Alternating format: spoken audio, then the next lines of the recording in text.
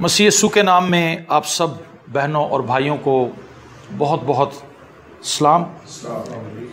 यूहन्ना रसूल की मार्फत अंजीली बयान उसका 4 बाब और उसकी 5वीं आयत से मैं आपके सामने तिलावत करूंगा, बल्कि उसकी 4थी आयत पढ़ लेते हैं जो बड़ी ख़ास है।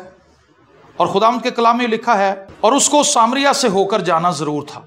बस वो सामरिया के एक शहर तक आया जो सुखार कहलाता है। वो उस कते के नज़दीक है जो याकूब ने अपने बेटे यूसुफ को दिया था, और याकूब का कुआं वहीं था। चुनाचा यीशु सफ़र से थका मांदा होकर उस कुएं पर यूं ही बैठ गया। ये 6 घंटे के करीब था। सामरिया की एक औरत पानी भरने आई। यीशु ने उससे कहा, मुझे पानी पिला, क्योंकि उसके शागिर्द शहर में खाना मोल लेने को गए थे। उस सामरी औरत ने उससे कहा कि तू यहूदी होकर मुझ सामरी औरत से पानी क्यों मांगता है, क्योंकि यहूदी सामरियों से किसी तरह का बर्ताव नहीं रखते। यीशु ने जवाब में उससे कहा, अगर तू खुदा की बख्शिश को जानती और ये भी जानती कि वो कौन है जो तुझसे कहता है मुझे पानी पिला, तो तू उससे मांगती और वो तुझे जिंदगी का पानी देता। औरत ने उससे कहा, ए खुदावन, तेरे पास पानी भरने को तो कुछ है नहीं और कुआं गहरा है, फिर वो जिंदगी का पानी तेरे पास कहां से आया? क्या तू हमारे बाप याकूब से बड़ा है, जिसने हमको ये कुआं दिया और खुद उसने और उसके बेटों ने और उसके मवेशी ने उसमें से पिया? यीशु ने जवाब में उससे कहा, जो कोई इस पानी में से पीता है वो फिर प्यासा होगा, मगर जो कोई उस पानी में से पिएगा जो मैं उसे दूंगा वो अब तक प्यासा ना होगा, बल्कि जो पानी मैं उसे दूंगा वो उसमें एक चश्मा बन जाएगा जो हमेशा की जिंदगी के लिए जारी रहेगा। औरत ने उससे कहा, है खुदावंद, वो पानी मुझको दे ताकि मैं ना प्यासी हूं ना पानी भरने को यहां तक आऊं। यीशु ने उससे कहा, जा अपने शोहर को यहां बुला ला। औरत ने जवाब में उससे कहा कि मैं बेशोहर हूं।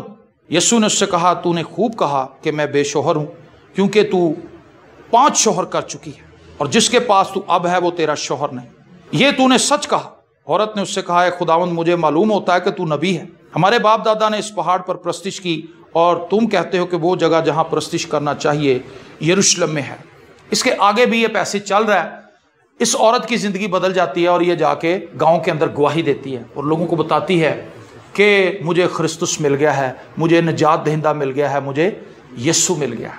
लिखा है, उसको सामरिया से होकर जाना जरूर था। क्यों जरूर था? क्योंकि वहां पर एक ऐसी भटकी हुई भेड़ थी जिस तक निजात बख्श खुशखबरी का पहुंचना जरूरी था। खुदावंद एक भेड़ के लिए भी बहुत फिक्र करता है जो उससे दूर है, भटकी हुई, और वो पीछा करता है अपने खादमों के वसीला से, ख्वाबों के जरिए से कलाम करता है, हालात के जरिए से बोलता है। कोई ना कोई ऐसे हालात पैदा कर देता है कि उस शख्स को खुदावंद की तरफ आने के लिए मौका मिल जाए। इस औरत के लिए भी खुदावंद कुएं पर बैठ के इंतजार करने लगा। मैं ये सोचता हूं कि ये औरत अकेले में क्यों आई? ये उस वक्त क्यों नहीं आई जब बहुत सी औरतें पानी भरने आती हों? आगे चल के ये साबित होता है कि ये औरत नेकनाम नहीं थी। ये औरत उस तरह से इज्जतदार औरत नहीं थी जिस तरह से दूसरी औरतें उस इलाके की थी। और शायद वो इसे छेड़ती हों, शायद वो इसका मजाक उड़ाती हों, या ये उनसे डरती हो कि ये मेरे करैक्टर के मुताबिक मुझे बात करेंगी, वो मैं कैसे बर्दाश्त करूंगी। ये शायद उस वक्त आती हो जब सब औरतें पानी भर के चली जाती हैं और ये बाद में आती। गुनाह क्या करता है? गुनाह हमारी जिंदगी में खौफ लेकर आता है, गुनाह हमारी जिंदगी में जुदाई लेकर आता है, गुनाह हमारी दिलेरी को खत्म कर देता है। जब वो हमारी जिंदगी में आता है वो हमें छुपने पर मजबूर कर देता है। आदम और हवा के ताल्लुक से आप जानते हैं, जब उन्होंने वो फल खा लिया, पहले तो वो नहीं छुपते थे खुदा से, वो तो बड़ी दिलेरी से खुदा के सामने आ जाते थे और उससे मिलते थे। लेकिन जब उनसे गुनाह सरजद हो गया तो बाइबल मुकद्दस में लिखा है, उन्होंने अपने आप को छुपाया और उन्होंने अपने लिए पत्तों की लुंगियां बनाई ताकि वो खुदा के सामने बरहना हालत में हाजिर ना हो।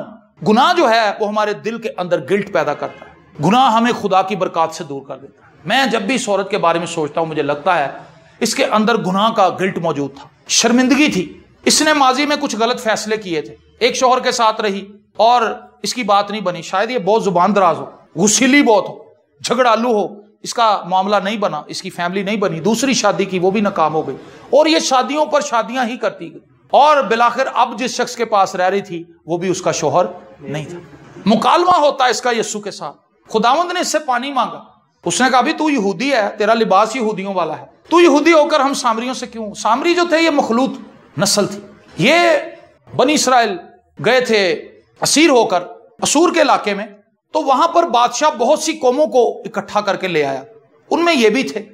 इन लोगों के अपने देवी देवता भी थे जिनकी ये प्रस्तिश करते थे, लेकिन عبرانیوں کے ساتھ رہتے رہتے انہوں نے یہوہ خدا سے بھی تعارف کیا اور اس سے متعارف ہوئے. انہوں نے یہوہ نام لے کر بھی عبادت کرنی شروع کر دی اور اپنے دیوی دیوتاؤں کو بھی مانتے رہے. اور ان کا یہ دعویٰ تھا کہ جس طرح عبرانیوں کا یہوہ ہے، یہوہ ہم سے بھی محبت کرتا ہے اور ہم بھی یہوہ کے ماننے والے ہیں. اور ان کی نسل جو تھی وہ مخلوط نسل تھی، اور عبرانی یہ کہتے تھے کہ ہمارا ان کے ساتھ کوئی تعلق نہیں. یہ اپنے آپ کو چاہے کہیں کہ ہم یہوہ کے لوگ ہیں، لیکن ہم نہیں مانتے کہ یہ یہوہ کے ہیں. اسی لیے اس عورت نے کہا کہ تو یہودی ہے، تو مجھ سے کیوں پانی مانگ؟ یسوع نے اس سے کہا اگر تو جانتی کہ میں کون ہوں تو مجھ سے زندگی کا پانی مانگ. میرے عزیزو، ہم یسوع کے ساتھ کئی دفعہ موجود ہوتے ہیں، چرچ میں جاتے ہیں یسوع سے ملنے کے لیے، ہمیں پتہ ہی نہیں ہوتا یسوع کون. آپ دیکھیں لوگوں کا عبادت میں دھیان نہیں ہوتا. 6 بجے کا ٹائم عبادت کا تھا، 6 بجے ہم کیوں نہیں آئے؟ ہم مینیج ہی نہیں کر پائے. اگر آپ نے 6 بجے ڈیوٹی پہ پہنچنا ہو تو میرا خیال ہے تسی 9 بجے پہنچو گے. نہیں، آپ 6 بجے ہی پہنچیں گے کیونکہ آپ کو باس سے ڈانٹ پڑنی ہے. ہم 6 بجے رائٹ وہاں پہنچ جائیں گے. لیکن عبادت میں ہمارا طرز عمل یہی ہے کہ جب بھی ہمیں کوئی ٹائم بتایا جاتا ہے ہم 2-3 گھنٹے ایڈوانس رکھ کے آتے ہیں. کوئی گل نہیں، اجے کڑی شروع ہوئی ہونی. اگر آپ جائیں گے تو شروع ہوگی نا. میں یہاں پہ اپنی ٹیم کے ساتھ 6 بجے پہنچ گیا تھا. میں پہنچ گیا، لوگ نہ پہنچے. ابھی بھی بہت سے لوگ آنے والے ہوں گے ہمارے بہن بھائی. کوئی کہے گا جی میری موٹر سائیکل سلپ ہو گئی سی، کوئی کہہ رہا چکڑ بڑا سی، کوئی کہے گا جی بارش شروع ہو گئی ساڈے علاقے. بہانے تو ہمارے پاس ہو، لیکن اصل جو کہانی ہے وہ یہ ہے کہ ہم دعا کے لیے اپنے آپ کو مینج نہیں کرتے. اگر ہمیں پتا تھا کہ شام کو ہم نے دعا کرنی ہے، پہنچنا ہے دعا پہ، تو ہم صبح ہی اپنے کپڑے استری کر سکتے. بجلی نہ آنے کا کیا بہانہ ہے؟ کوئی بہانہ نہیں. جب ہم نے آنا ہے خدا کے حضور تو پھر بہانہ کوئی نہیں. کئی بار ہم خداوند کی حضوری میں آتے ضرور ہیں لیکن خدا سے برکت پائے بغیر ہی چلے جاتے ہیں، کیونکہ ہم اس کی رسپیکٹ نہیں کرتے، اس طرح سے اس کو آنر نہیں کرتے. اگر میں باپ ہوں، ہاں جی، میری عزت کہاں ہے؟ کئی بار ہم کہتے ہیں جی ہم تو خدا سے بڑی محبت کرتے ہیں، لیکن ہم اس کو آنر نہیں. چرچز کے اندر آپ دیکھیں اینڈ تک لوگ آ رہے ہوتے ہیں. کئی لوگ دعائے ربانی چ شامل ہو کے کہتے ہیں چلو جی ساڈی حاضری تے لگ گئی. کیا حاضری لگی؟ آپ نہ کلام سنا، نہ پرستش کی، نہ دعا میں شریک ہوئے. تو یہ کون سی عبادت ہے جو آپ نے کر لی؟ شیطان کہتا ہے چل تو آ دے گیا نہ کرو. شیطان کے جھانسے میں نہ آئیں، اپنے آپ کو پرکھیں اور دیکھیں کہ ہم کہاں کھڑے. اگر تو جانتی، یہی تو سارا مدعا ہے کہ ہم جانتے نہیں کہ ہم کون ہیں، اور ہمیں یہ بھی نہیں پتا کہ جس کے سامنے ہم کھڑے ہیں، جس کی ہم حضوری میں آئے ہیں، وہ کون ہے. یسوع نے سے سوال کیا اگر تجھے پتا ہوتا نا کہ میں کون ہوں تو میرے سے مانگ لیتی الٹا پانی. اس نے ایک اور سوال کر دیا جو اس کی لالمی کا منہ بولتا ثبوت ہے. اس نے کہا بھی نہ ڈول ہے نہ بالٹی ہے، کنواں بڑا گہرا ہے، تو کہاں سے پانی نکالے؟ یسوع نے کہا جو پانی تو بھرنے کے لیے آئی ہے وہ پانی تو کل بھی بھرنے کے لیے آئے گی، کہ جو پانی تجھے میں دوں گا وہ پانی تیرے اندر سے ہی ایک چشمہ بنے. ہاللیلویا. میں تجھے ہمیشہ کی زندگی دوں گا اگر تو مجھ سے مانگے. پریز دی لارڈ. جب کسی کو حقیقی نجات کا تجربہ ہوتا ہے، اس کے لیے ایک گیت ہم گاتے ہیں، جے تو جان لمے بھنگڑے پاویں اسی نہیں کچھ ہور جان دے ہو، جڑا پٹھیاں چ سٹن والا گیت. ہن پٹھیاں چ سٹ دے ہو پاویں. بھٹیوں میں وہی جاتے ہیں جو بچانے والے کو جانتے. ادروائز تو لوگ کہتے ہیں کہ نہیں جی نہیں، اسی یسوع دا بھی انکار کر دیں گے. وہ اپنا نام ہی نہیں بتاتے کہ میرا نام مائیکل ہے یا میرا نام فرانسس ہے. وہ نہیں بتاتے کیونکہ انہیں ڈر لگتا ہے کہ یہ ہمیں نوکری سے نکال دیں گے، ہمیں نوکری نہیں دیں گے. لیکن جو مسیح یسوع میں ہے اس کا تو فخر ہی یسوع ہے. آمین. رسولوں کو انہوں نے کہا کہ بھائی تم نے یسوع کا نام لے کے منادی نہیں کرنی. انہوں نے کہا یہ نہیں ہو سکتا، یسوع دا نام لے کے تے منادی کریں گے. اور اس پہ بھی ایک گیت بڑا اچھا ہے، کہندے یسوع دی منادی تساں کرنی نہیں، جگ مینوں روکے تیرا نام لین تو میں گل اودی مننی نہیں. آمین. لوگ تو منع کریں گے لیکن سٹینڈ کون لے گا؟ جو یسوع کو جانتا ہے، جس نے ہمیشہ کی زندگی کا تجربہ پایا ہے، جس کو رہائی کا ایکسپیرینس ہوا ہے، جس کو اپنے گناہوں کی معافی کا تجربہ ملا ہے. وہی تو ناچتا ہے، وہی تو ٹائم پہ آتا، وہی تو پرستش کرتا، وہی تو گیت گاتا ہے، وہی تو کہتا ہے یار عبادت چھوٹی نہیں ہونی چاہیے، عبادت لمبی ہونی چاہیے.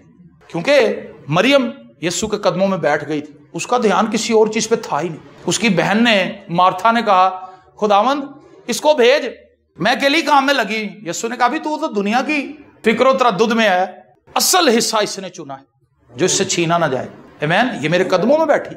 افسوسناک حالت یہ ہے ہم نے اپنی عبادات کو کھانوں کے نیچے دبا دیا ہے. کھانے بنا رہے ہیں، کھانے بنا رہے ہیں، کھانے ہی کھانے. اور میں نے ایسے گھرانوں میں بھی عبادت کی ہے کہ فیملی، ابھی بھائی نے ایک اور بڑی بات کی کہ بھی جیڑی فیملی نے عبادت کرائی ہے بس وہ آ کے بیٹھ جائے، باقی آنا شروع ہو جائیں گے. یہ ایک اصولی بات ہے کہ بھی جس گھرانے نے عبادت کرائی ہے ان کا کام ہے کہ وہ سیٹ ہو کے بیٹھ جائیں. چلو جی عبادت شروع کرو، اسی تانوں بلایا، عبادت کریے، باقی کام بعد میں ہوگا. کئی بار ہم کھانوں کو اتنا زیادہ ہائی لائٹ کر دیتے ہیں کہ اس میں عبادت پھر چھوٹی سی رہ جاتی، تھوڑی سی عبادت ہوتی پھر. کیونکہ ہم سارا وقت تو ضائع کر چکے ہوتے ہیں. پھر ہم کہتے ہیں چلو یار ہن کھانا پک گیا تو ہن کھانا نہ ٹھنڈا ہو جائے اس لیے تھوڑی جی عبادت کرو. کیسا ہے؟ پہلے ہم نے لیٹ شروع کر کے انسلٹ کی خدا کی, اس کے بعد جب شروع ہی کر لی تو پھر سب یہ سوچنے لگے کہ یار باجی نے دم بھی لاتا ہے تو پادی صاحب کھینچی جا رہے ہیں کام. ہمارے یہاں پر لوگوں کا رجحان زیادہ کھانے کی طرف. پاسٹرز کو بلانے, ابھی ہم اندر جاوید بھائی بھی یہی بات کر رہے تھے کہ وہ کھانے کو ترجیح دیتے ہیں بجائے اس کے کہ وہ کلام سنیں. تو جس کو نجات کا تجربہ مل جاتا ہے سر, جس کو نجات کا ایکسپیرینس ہو جاتا ہے, اس کی زندگی دوسروں سے فرق ہے. اس کا اٹھنا بیٹھنا, اس کا کھانا پینا, اس کا سوچنا, اس کا بولنا, اس کا سننا, اس کا دیکھنا, سب کچھ بدل جاتا ہے. آمین. وہ بدل دیتا ہے, مچھیروں کو آدمگیر بنا دیتا ہے. اس کی زندگی کے اندر جب خداوند یسوع مسیح آ گیا تو بائبل مقدس ہمیں بتاتی ہے کہ اس کا سایہ پڑنے سے بیمار لوگ شفا پاتے تھے. لوگ اپنے بیماروں کو ان کی چارپائیوں سمیت باہر لٹا دیتے تھے کہ پترس یہاں سے گزرے گا, اس کا سایہ پڑے گا تو بیمار اچھے ہو جائیں گے. آمین. کیسی جلالی بات ہے, کیسی خوبصورت بات ہے. مصر میں سے جب بنی اسرائیل قوم نکلے تو وہ حیرت زدہ تھے, کیونکہ مصر کی غلامی سے ان کو کون نکال سکتا تھا, سوال ہی پیدا نہیں ہوتا تھا. ان کے بچے ان سے پوچھتے ہوں گے کہ ابو جی وہ آپ کو کوڑے مار رہے تھے, آپ بولے کیوں نہیں؟ وہ اپنے بچوں کو بتاتا ہے گا, پتر تو پیچھے دوائی لا چپ کر کے, اسی انہیں اگے نہیں بول سکتے. وہ بڑے ڈاڈے لوگ, وہ سپر پاور ہے. مصر سپر پاور تھا, ہم نہیں بول سکتے, ہم غلام ہیں, ہم غلام ہیں, ہم نے غلاموں کی طرح زندگی گزارنی. لیکن خدا ان کے رونے اور چلانے پر اترتا ہے اور موسیٰ پر ظاہر ہوتا ہے. اس نے کہا میں نے مصر میں اپنے لوگوں کا رونا اور چلانا سنا ہے, اب میں اترا ہوں تاکہ میں ان کو چھڑاؤں, میں ان کو رہائی دوں, میں ان کو بچاؤں. اور اس کے لیے موسیٰ کو چنا کہ تو ساتھ چل اور تو ان کو نکال کے لا. 80 سال کے بزرگ کو خدا لے کر جاتا ہے اور وہاں پر خدا مصر کی اینٹ سے اینٹ بجا دیتا ہے. آفتیں بھیجتا ہے, جو سپر پاور تھی ان کے پاس پتہ نہیں کتنے ذخائر موجود تھے پیسوں کے, سب کچھ ختم ہو گئے. بزنس فلاپ, اولے گر رہے ہیں اوپر سے, آگ گر رہی ہے, جوئیں آ رہی ہیں, پھوڑے نکل رہے ہیں, پلوٹھے مار گئے, سب کچھ ختم ان کا. اور اس کے بعد پھر جب وہ بحر کلزم کے آگے آ کے کھڑے ہوتے ہیں, مصر میں سے نکل آتے ہیں, ان سے مال متا بھی لے لیتے ہیں. میں سمجھتا ہوں کہ جتنے کام کی اجرت ان کی بنتی تھی نا, جتنے سال مفت فرعون نے ان سے کام کروایا تھا, خدا نے وہ اجرت بھی دلوائی ان کو. تہاڈی دیہاڑی بھی دواواں گا, خدا نے انہوں دی دیہاڑی بھی دوائی, انہوں نے ویسے نہیں نکالا. مصریوں کو زیادتی نہیں کر, جتنے سالوں سے مفت اینٹیں بنوا رہے تھے ان سے بھوس بھی وہی ڈھونڈتے تھے, اینٹیں بھی وہی بناتے تھے, اور ملتا بھی کچھ نہیں تھا, کوڑے ملتے تھے اینڈ میں. بھوک, ننگ, افلاس ان کی زندگی کے اندر تھا, کیونکہ وہ غلام تھے. اور پھر ایک وقت آیا کہ وہ نکل آئے وہاں سے, خدا انہیں نکال لایا. فرعون نے کہا جاؤ بھائی جاؤ, تم, ہم نہیں تمہارا مقابلہ کر سکتے. اسے پتا تھا کہ اب ہمارے پلوٹھے تو مر چکے ہیں, اب اگلی باری ہماری, اب ہم مریں گے اگر ہم اڑے رہے تو. انہوں نے کہا بھی تسی جاؤ. اور جب وہ نکلے پھر شیطان اس کے ذہن میں بولنے لگا تیری طاقت تو بہت ہے, تو وہ تھوڑے سے نہتے لوگوں سے ڈر گیا, پیچھا کر. اور وہ پیچھے گیا. اب یہ اس پر آخری بار ہونا تھا یہوہ خدا کا. سمندر میں ان کے پیچھے آتا ہے, ملیا میٹ ہو جاتا ہے, ساری فوج اس کی ڈوب جاتی, رتھ بھی بیچ میں ہی, گھوڑے بھی بیچ میں ہی, سب کچھ بیچ میں, سارا ان کا اسلحہ بھی بیچ میں ڈوب گیا. اور جب وہ باہر نکلتے ہیں پھر ان کی بیٹیاں مریم کی لیڈرشپ میں دف بجاتی اور وہ گیت گاتی, وہ ستائش کرتی.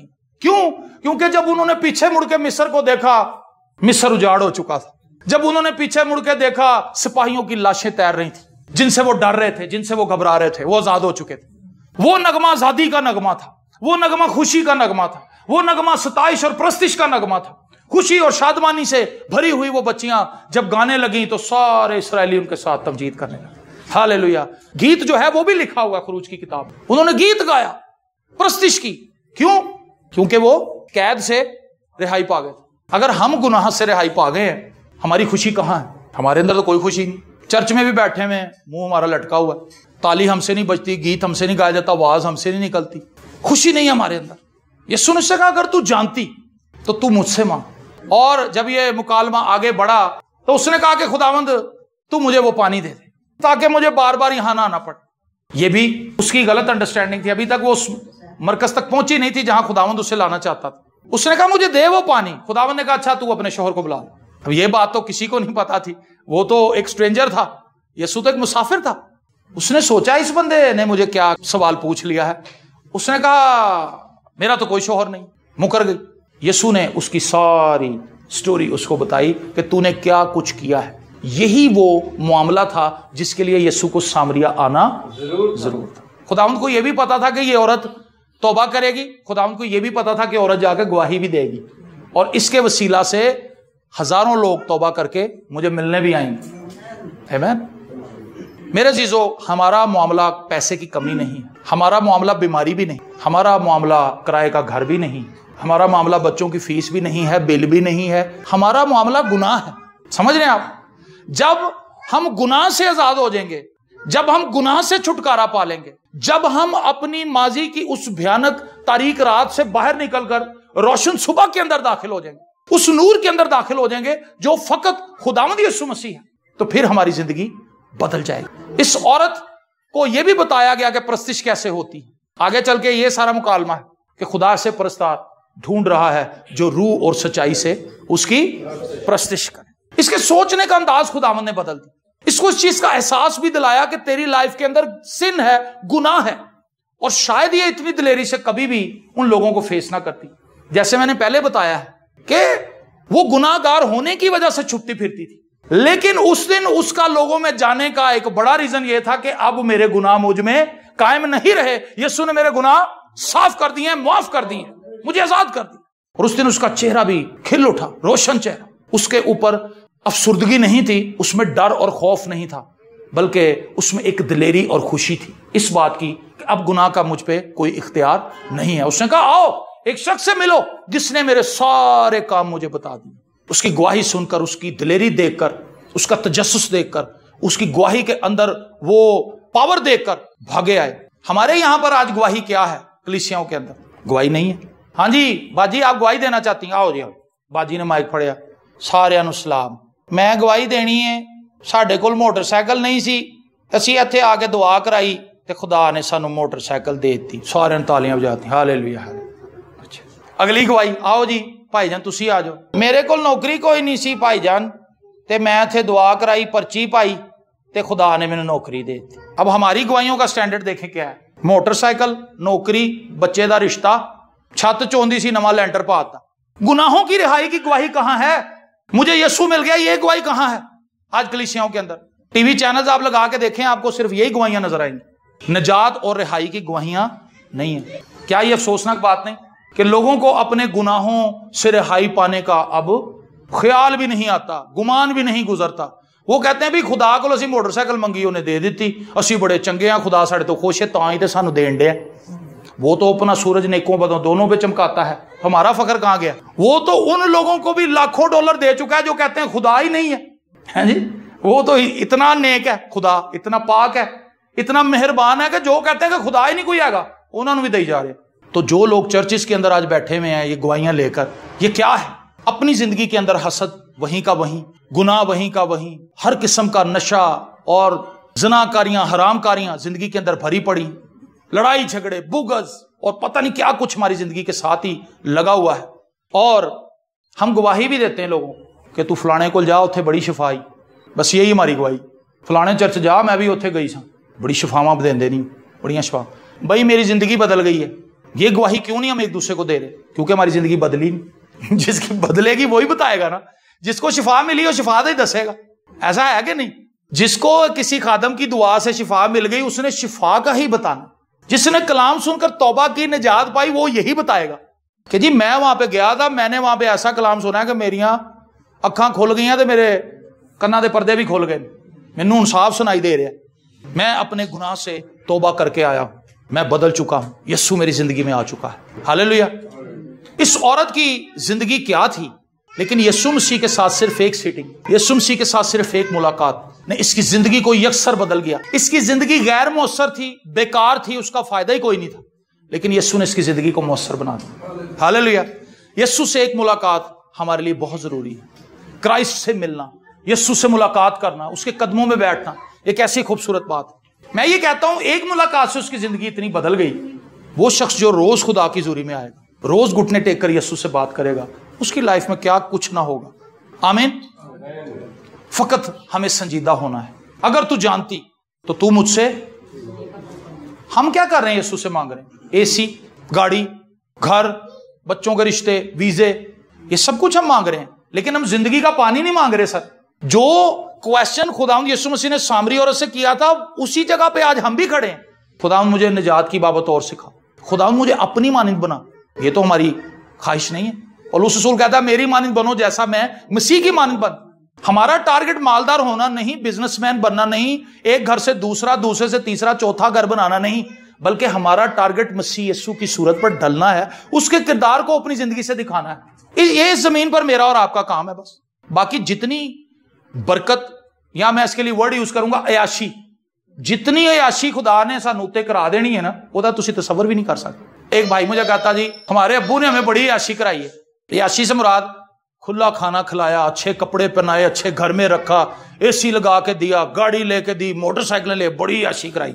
میں کہا میرا بھی اسمانی باپ ہے، سونے دیاں سڑکاں تے کدی ٹرے ہیں تو؟ کہندا جی نہیں۔ میں کہا میں اور ٹرنا ہے۔ آمین، پریز دی لارڈ۔ سونے کی سڑکوں پہ چلنا ہے ہم نے۔ میں نے وہاں پہ بوڑھا نہیں ہونا۔ یہاں میرے بال سفید ہو رہے ہیں، عمر بڑھنے سے میرے جسم کا زور کم ہو رہا ہے، لیکن وہاں تو کوئی داغ دھبا جھری میرے اوپر نہیں ہونی، آپ پر بھی نہیں ہونی۔ ہم نے وہاں پہ بوڑھا ہی نہیں ہونا، کیونکہ ہمارا آسمانی باپ جو ہے وہ نہ ختم ہونے والی ہستی ہے۔ اور جب مسیح یسوع کے ساتھ ہم جڑ جاتے ہیں تو ہم خدا کی ذات اقدس میں شریک ہو جاتے ہیں۔ خدا ہمیں ذات الہی کے اندر شامل کر لیتا ہے۔ یہ پطرس اپنے خط کے اندر تعلیم دے۔ خداوند تو یہ چاہتا ہے کہ ہم اس سے زندگی کا پانی مانگے، اسی تو ویزے منگی جان رہے۔ ہم اپنی چھوٹی چھوٹی ضرورتوں کے لیے رو رہے ہیں، روزے رکھ رہے ہیں، بے چین ہو رہے ہیں، پریشان ہو رہے ہیں۔ پہلے تم اس کی بادشاہی اور اس کی راست بازی کی تلاش کرو تو یہ سب چیزیں تم کو مل جائیں۔ مسیح یسوع یہ چاہتا ہے کہ ہم اس سے ہمیشہ کی زندگی کو پالیں، کیونکہ یہ ہمیں کہیں سے بھی نہیں ملنی۔ اے سی آپ نیا نہ لے سکے، ہو سکتا ہے آپ کسی کے گھر جائیں کہ باجی ساڈا سی نواں اے سی لیا، تو پرانا لینا ہے۔ ہوا تو پرانا بھی دیتا ہے، اسی چوک کے لے آؤ، ٹھیک ہے جی۔